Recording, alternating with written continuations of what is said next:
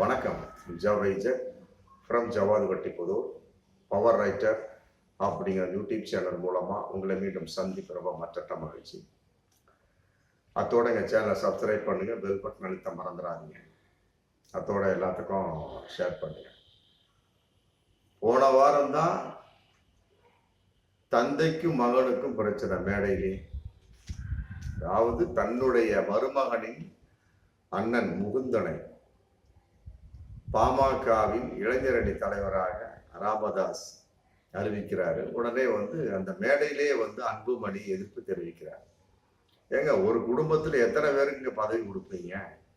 இத்தனைக்கு முகுந்தன் 4 மாசம் தான் கட்சியிலே ஆகுது. அவருக்கு என்ன சர்வீஸ் இருக்கு? இப்படி குடும்பத்துல உள்ளவங்களுக்கே கொடுத்துட்டு போனீங்கன்னா மற்றவங்களுக்கு எப்படி பதவி கிடைக்கும்? அப்படிங்கிற மாதிரி சொல்லிட்டு மேடையிலேயே மைக்கை தூக்கி வீசி எறிஞ்சிட்டு போயிடுறாரு. அப்புறம் உடனே கோபம் ராமதாஸை அறிவிச்சிடுறாரு. அவர் தான் பாமக அவனுடைய நிறுவனர். ஆமா, தலைவராக தேர்ந்தெடுக்கப்பட்டவர் தான் அன்புமணி. அதுக்காக அன்புமணி ராமதாஸ் வெவ்வேறு அல்ல. ராமதாஸ் தந்தை அப்பன், அன்புமணி மகன். அவ்வளவுதான். அப்பனுக்கும் பிள்ளைக்கும் தகராறு. அது ஆரம்பத்திலே பாஜகவுடைய கூட்டணி கான்செப்ட்லயே தெரிஞ்சு போச்சு. அது முற்றிய நிலையின் வெளிப்பாடு போன வாரம் நடந்த அந்த விழுப்புரம் மாவட்டத்தில் நடந்த கூட்டம். அப்புறம் ஸ்டார்டிங்க சொன்ன சமயத்தில் இவரே ராமதாஸ் நிறுவனர் இல்லையா, அந்த கட்சியை ஆரம்பிச்சவர் எவ்வளவு கஷ்டப்பட்டிருப்பாரு, எப்படியெல்லாம் வாக்குறுதிகள் கொடுத்தார், அந்த வாக்குறுதிகளை எப்படியெல்லாம் இன்று மீறி கொண்டிருக்கிறார் அப்படிங்கிறது மக்களுக்கு தெரியும். ராமதாஸ் பத்தி சொல்றாரு. பாருப்பா, இதுதான் இளைஞரணி தலைவர் முகுந்தன் தான். அவர் என் மகளுடைய பையன். அது கன்ஃபார்ம், அதுல மாற்று கருத்து இல்லை, எல்லாரும் தெரிஞ்ச உண்மை. அவரு தான் இருந்தா பாருங்க, இது என் கட்சி, நான் நடத்திய கட்சி, நான் உருவாக்கிய கட்சி. முடிஞ்சா பாருங்க, இல்லாட்டி கட்சியை விட்டு வெளியே போலாம் சொல்லிவிட்டு அன்புமணி ராமதாஸ் மேடையிலே சொல்லிடுறார். உடனே சலசலப்பு. அப்புறம் அதுக்கு பின்னால அன்புமணி ராமதாஸ் இறங்கி போயிடுறாரு. மற்றபடி ராமதாஸ் இறங்கி பேசி விட்டு போகக்கூடிய அறிவித்துட்டு கார்ல ஏறக்கூடிய சமயத்துல அன்புமணி ராமதாசனுடைய ஆதரவாளர்கள் ராமதாசுடைய காரை கட்டி நிற்கிறாங்க. ஒரு 1/2 ஹவருக்கு அவரை விடவே இல்லை. மிகப்பெரிய கோஷங்கள். அப்புறம் ராமதாஸ் போயிடுறாரு. அடுத்த நாளே கட்சி நிலைப்பாடா கடிதமே கொடுத்துட்றாரு முகுந்தனுக்கு. நீதான்ப்பா பாமகவினுடைய இளைஞரணி மாநில தலைவர் அப்படின்னு. அப்புறம் அதுக்கு பின்னால முகுந்தன் அது ஏற்றுக்கொள்ளவில்லை அப்படிங்கிற ஒரு தகவல். அதையெல்லாம் விட அதன் அடிப்படையில அன்புமணி ராமதாஸ் சொல்லிடுறாரு அந்த மேடையிலேயே. ஆமா, இதான் பிரச்சனை போயிட்டு இருக்கு. மற்றபடி என்னை சந்திக்கக்கூடிய நபர்கள் பாமக தொண்டர்கள் பனையூர்ல நான் தனியா ஒரு ஆபீஸ் போட்டிருக்கேன், அந்த ஆபீஸ்ல சந்திச்சிருங்க அப்படின்னு எப்படி கிளம்பி போயிடுறாரு. இன்னைக்கு அது அதிரடித்தனமாக அன்புமணி ராமதாஸ் தனிப்பட்ட முறையில 9 மாவட்ட செயலாளர் சந்திச்சுட்டு வந்துட்டு இருக்கிறார். ஃபர்ஸ்ட் சென்னை, காஞ்சிபுரம், அப்புறம் செங்கல்பட்டு, திருவள்ளூர் மாவட்ட 9 மாவட்ட செயலாளர்களை சந்திச்சுட்டு ஆலோசனை நடத்தினாரு. அப்புறம் திரும்பவும் வேலூர், கிருஷ்ணகிரி, திருவண்ணாமலை சொல்லி போட்டு இருக்கக்கூடிய 9 மாவட்ட செயலாளர்களையும் சந்திச்சு தனித்தனியாக இன்னைக்கு ஆலோசனை பண்ணிக்கிட்டு இருக்கிறார். பொதுவா பாமகவை பொறுத்த வரைக்கும் ராமதாஸால் உருவாக்கப்பட்ட நிறுவப்பட்ட ஒரு கட்சி. அவர் தான் நிறுவனர். அவர் ஆரம்பத்திலே சொல்லிட்டார். 1980 வன்னியர் சங்கம் சம்பந்தப்பட்ட எல்லா கூட்டமைப்பு செஞ்சு பாமக ஸ்டார்ட் பண்ண சமயத்தை அப்பயே சொல்லிட்டார். ஆமா, அதாவது என்னுடைய மகன்களோ மகளோ கட்சியில் ஈடுபட மாட்டார்கள், நான் உள்ளே நுழைய விட மாட்டேன். அதையும் மீறி என் குடும்பத்தில் உள்ளவர்களுக்கு நான் பதவிகள் கொடுத்தால் என்னை நடுத்தரில் நிற்க வைத்து விளக்கமாறால் அடியுங்கள் அப்படின்னு சொல்லிட்டு பகிரங்கமாக சொன்னவர். அந்த கேசட்ல இன்னைக்கு இருக்குது. பழனி பாபா இன்னைக்கு இதை அடிக்கடி பல மேடைகளை சொல்ல. அவர் அற்புதமான ஒரு தலைவர் பா ராமதாஸ், எல்லாரும் அந்த கட்சிக்கு ஆதரவு கொடுங்க அப்படின்னு சொல்லிட்டு மறைந்த மன்னன் கூட சொல்லலாம் பழனி பாபாவை. அந்த அளவுக்கு திறமையானவர். யானை தன்பலம் அறியாது என்ற கான்செப்ட்ல வந்து அவர் வந்து அதை பெரிதாக காட்டிக் கொள்ளவில்லை. பிறகு தன்னுடைய சமயமான இஸ்லாத்திற்கு ஆதரவாக இருந்து பிறகு அகால மரணம் அடைந்தார். அதன் அடிப்படையில வந்து பாமக வந்து இன்னைக்கு இந்த அளவுக்கு வளர்ந்துருக்குன்னா பழனி பாபா வந்து ஒரு 45% மேல காரணம். அந்த அளவுக்கு சொன்னவர்.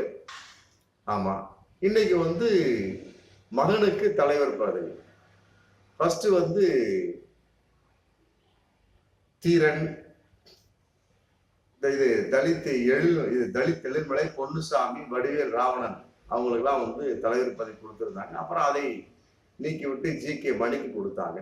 அப்புறம் அதையும் நீக்கி விட்டு அன்புமணி ராமதாஸை வந்து தலைவரா இன்னைக்கு போட்டிருக்கிறாங்க. அது வந்து ராமதாஸை சுத்தமா பிடிக்கல. ஆமா, அன்புமணி ராமதாஸ் பாமகவின் தலைவராக தேர்ந்தெடுக்கப்பட்டது ராமதாஸை பிடிக்காத ஒரு விஷயம். ஆமா, அதன் அடிப்படையில் அப்புறம் பிறகு வந்து இன்னைக்கு தன்னுடைய மகன் முகுந்தனை வந்து இளைஞரணி தலைவரா, மாநில செயலாளரா, இது மாநில தலைவரா அறிவிச்ச சமயத்துல பிறகு இப்படி ஒரு சூழல் எல்லாமே வந்து குடும்பமா வந்துட்டு இருக்க சமயத்துல பிறருக்கு யார் பதவி கொடுப்பா அப்படிங்கிறது அன்புமணி நிலைப்பாடு. அப்படி நினைச்சிருந்தாங்கன்னா அன்புமணிக்கே தலைவர் பதவி கிடைச்சிருக்காரு.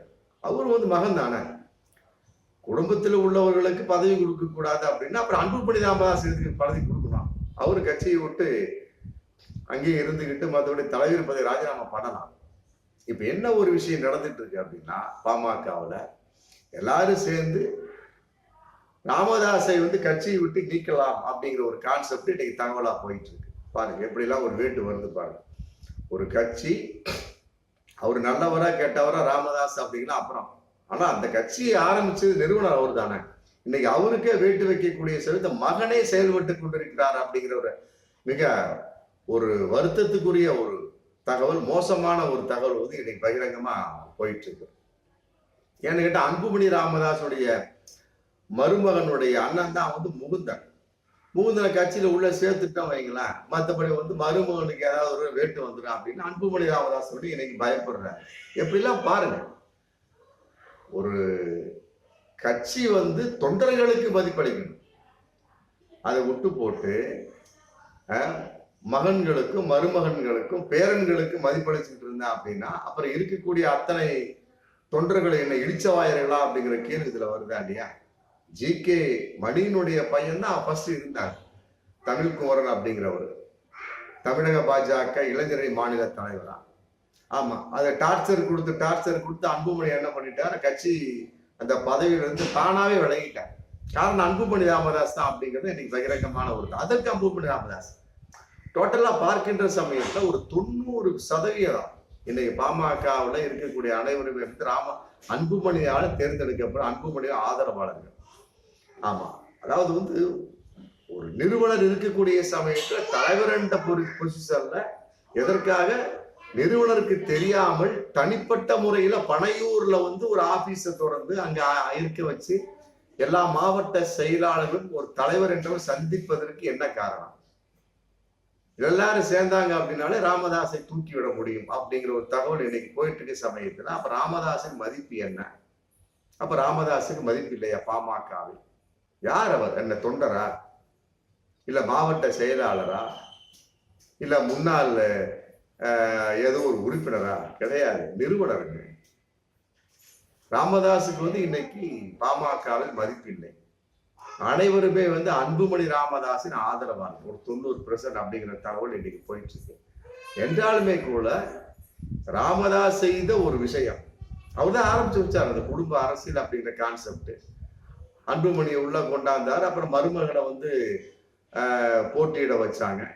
முடிஞ்ச 2024 நாடாளுமன்ற தேர்தல், அதுவும் பயங்கரமான தோல்வி. அப்புறம் இன்னைக்கு பேரனை அவரா கொண்டு வந்து அறிவிக்கிறாரு. அப்ப என்ன ஆகுது, இன்னைக்கு வந்து மகன் அப்படிங்கிற முறையில் அன்புமணி ராமதாஸே வந்து தந்தைக்கு எதிராக இருக்கக்கூடிய சமயம் நாளைக்கு வந்து பேரன் அப்படிங்கிற முகுந்தன் வந்து தாத்தாவுக்கு எதிராக வரமாட்டார் அப்படிங்கிற கேள்வி இதுல இருக்கு. அதனால வந்து ராமதாஸ் ஆரம்பத்தில் செய்த ஒரு தவறு இன்னைக்கு வந்து மிகப்பெரிய ஆலமரமாக வர்றது அவருக்கே வந்து ஒரு வேட்டு வைக்கக்கூடிய ஒரு சூழலா இன்னைக்கு இருந்துட்டு இருக்கு. என்றாலும் கூட முகுந்தன் வந்து ஒத்துக்கிட்டார். அன்புமணி ராமதாஸ் பேசியதாக ஒரு தவறு இன்னைக்கு போயிட்டு இருக்கு. அப்ப அவனுக்கு வந்து வரக்கூடிய 2026 சட்டமன்ற தேர்தல் சீட்டு தர்றேன், அதை நின்று நீ போட்டிட்டு எம்எல்ஏ வந்துரு. எம்எல்ஏ வரணும் இல்லையா?